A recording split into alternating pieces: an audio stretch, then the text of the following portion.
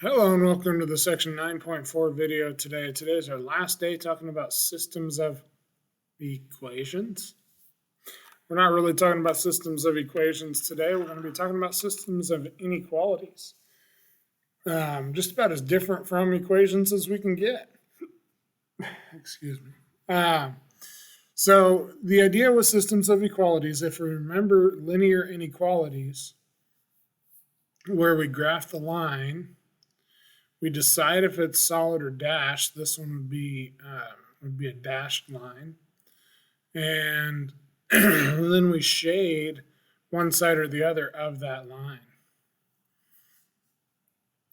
So this one would go, a little bit here. We want a dashed line here, and then in order to decide which way to shade, remember we would look at testing a point. And we would test, if we could, we always love to test 0, 0. On this one, when I test 0, 0, I get is 0 less than -2 times 0 plus 3. And we're asking that question, is that less than?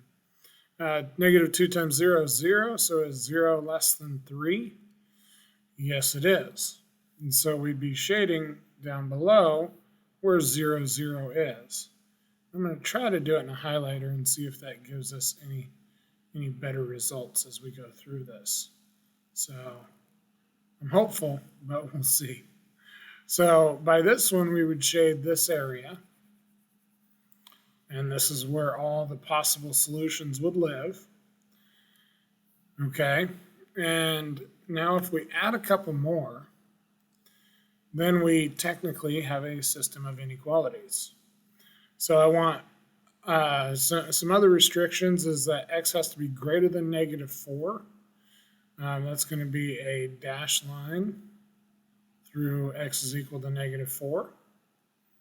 So that would be right here. And I could shade that one.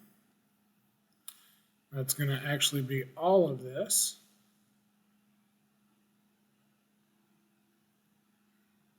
Try to get a little bit closer to that line. And so that's going to be this region.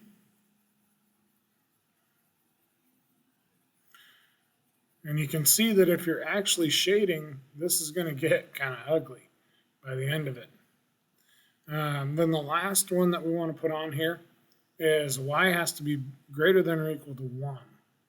So that would be a horizontal line right here. And bigger numbers on the y-axis live up above. I'm going to have to pardon the noise a little bit.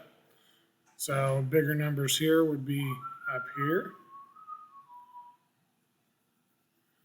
And yeah, we can't really see it all, can we? I'm afraid if I switch to this color, it's going to be a little bit too dark. But we'll see. I can always undo it if it makes it ugly. Kinda. Yeah, it's kind of covering up all those other lines. I guess not too bad. So we'll go ahead and stick with that for now. So then the actual solution to this entire system of inequalities, my y is less than -2x plus 3, x is greater than -4, and y is greater than or equal to 1, is really just this region kind of in the middle, the upper middle here, is our real solution to this. So how can I easily show just that area? I don't think I have a good way, really. It's going to erase some stuff and not erase some other stuff that I kind of want it to, but that's okay. I don't really want to erase these lines. So let's try it this way. So the way that I want to get that is I'll actually use my dark shading just for that. So the only solutions that fit in the system of inequalities are right here. So this group of points, and really it's a lot bigger group than we give it credit for, but that group of points right there is where my solutions are to this system of inequalities. Okay, so how I really do this, and I'll look at on the next one, I don't necessarily shade everything, or I have a couple ways that we can do it, um, but I'll give kind of a general breakdown of how to kind of keep it as clean as we can. And like I said, I have a couple of options. So let's look at each one individually. Because I know that not everybody has highlighters, especially, like 3 colors of highlighters. That's a little bit more than I want to ask of people. So for this one, kind of nice because I have them both in slope-intercept form. I have y is greater than 1/2 x plus 1. So I get a y-intercept at 1, and it goes up 1 and over 2. And this is going to be a dashed line, so I'm going to go ahead and try to step out my slope a ways. Like I said, you're going to have to mind the noise. I know that it's a little bit loud, but we have concrete being poured outside. So we're going to do our best. And so I'm looking for numbers or points that are where y is greater than 1/2 x plus 1. So I'm going to test 0, 0. I'm going to do it kind of informally here. 1/2 times 0 is 0 plus 1. So is 0, so turn into is 0 greater than 1. And that's a no. So I'm going to use one method here where I am going to shade both of them. And I'm going to sort of lightly shade or kind of diagonally shade so that I don't overdo it. All right, so I'm just shading, and I'm going to use different colors. Again, I know that not everybody has access to different colors. Actually, I'm not going to because you typically don't, and I wouldn't expect you to. The other one is y is less than or equal to 1/2 x minus 2.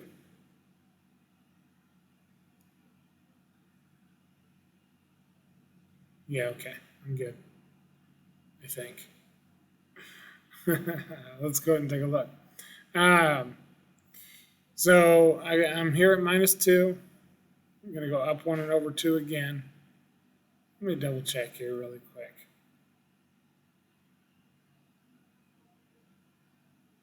Yeah, I think we got a mistake brewing here. I really think I do. Let me just double check. Yeah, I'm doing all that good. 0 greater than 1. No. On this one, I'd have 0 less than -2, and that's a no. So let's actually make this one. Let's flip this one a little bit. So you're going to have to make the change also. I'm going to make that -1/2. -1/2 x minus 2. Just so we get some variance here.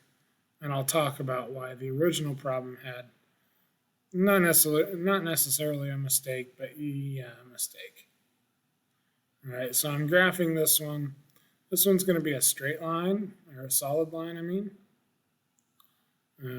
So we're here. And for this one, if I test 0, 0, is 0 less than or equal to -1/2 times 0 minus 2. So is 0 less than or equal to -2? And that's a no. 0 is not less than -2. So I'm going to shade the other side away from 0, 0. And I'm going to do it with a different direction of my shading.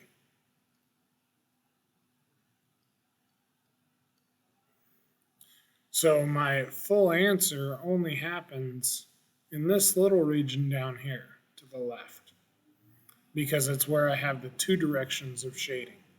And so a lot of times once I get that, I'm going to go ahead and fill that in. So I make it really obvious where I'm shading.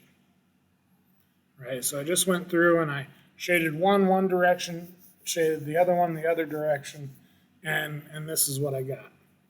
Okay, so the original issue of this is that I would have come up with the same thing, and let me just throw a different color line on here. Let's go with red.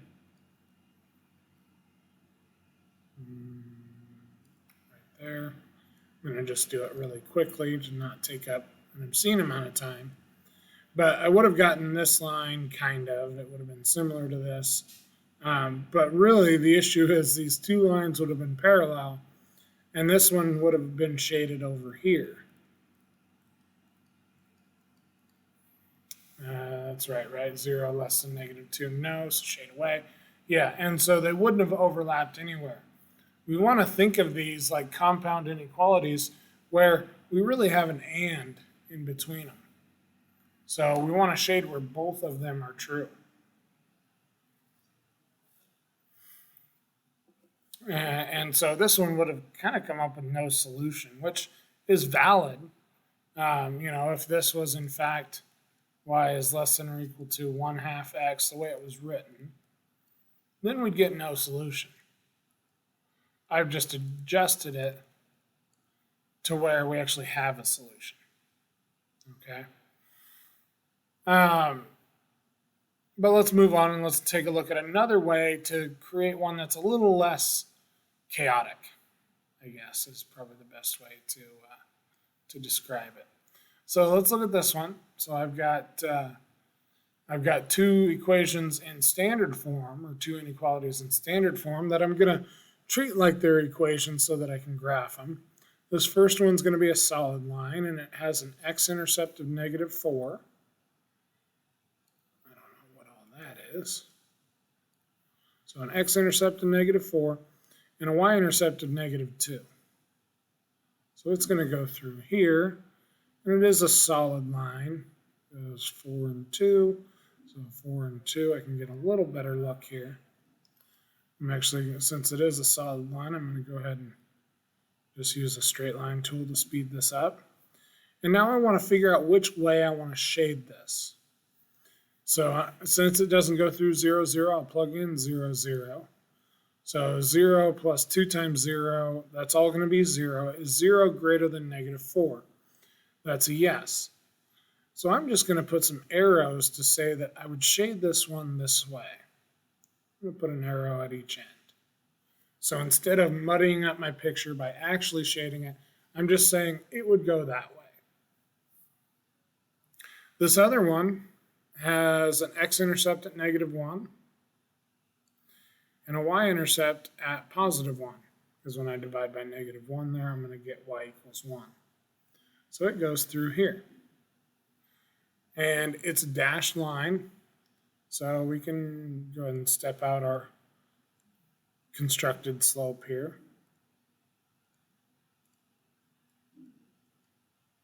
And I want a dashed line. I'm just going to dash through all my little dots here. And so I get that. And now if I try 0, 0 on this one, 0 minus 0 is 0, and is 0 greater than -1? It is. So the 0 side is true. So I'd be shading down below this line. And now I want to shade where I have my two arrows kind of pointing in towards each other. And that ends up being this region on the right here. So I'll actually do some shading here, which is okay because I haven't shaded anything yet. So I don't have to be exact. I don't have to be thorough and treat it like a coloring inside the lines type of assignment, but just let it be known where you want it shaded. Go ahead and pause the video and try these two.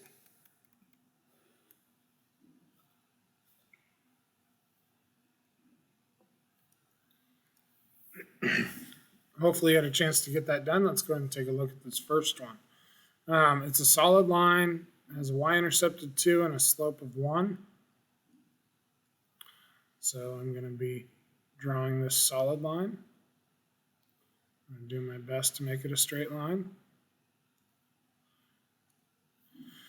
And if I test 0, 0, is 0 greater than 0 plus 2 is 2? Is 0 greater than or equal to 2? No, it's not. So I'm going to shade above this one, away from 0, 0.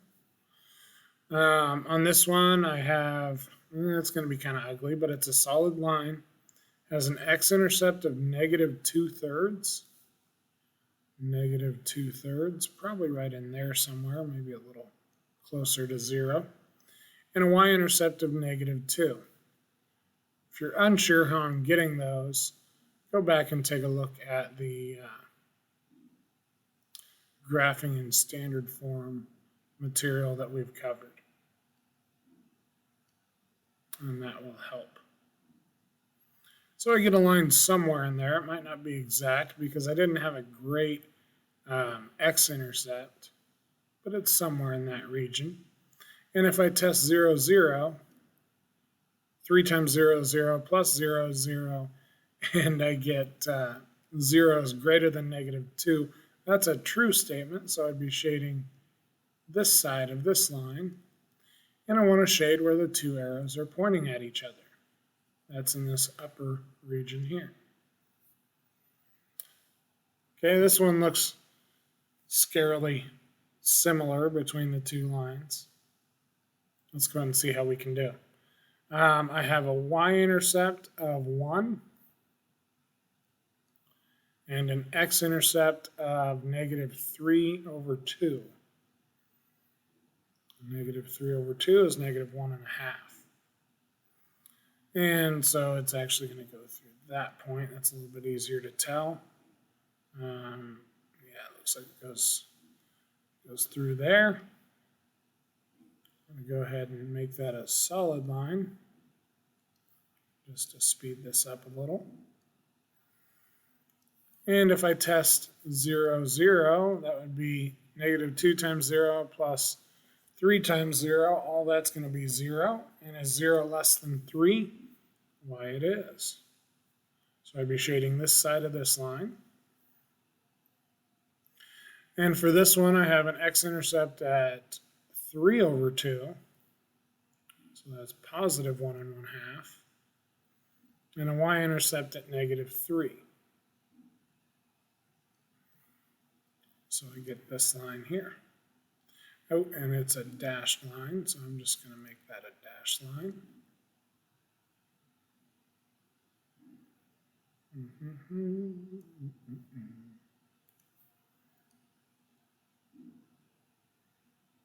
And about like that. Testing 0, 0 on this one. It says 0 is greater than negative 3. It is. So I want to shade towards 0, 0. And when I'm putting my arrows on here, I'm just making sure that I put it on each side of the intersection of the two lines. Okay, so I put it up here. Well, these two arrows are pointing away from each other. These two are pointing towards each other. So I'm going to shade in this region here. Shade where they're both true. All right, that'll be it for today. If you have any questions, put them over on the left. Otherwise, I hope you have a great day, and we will see you in class.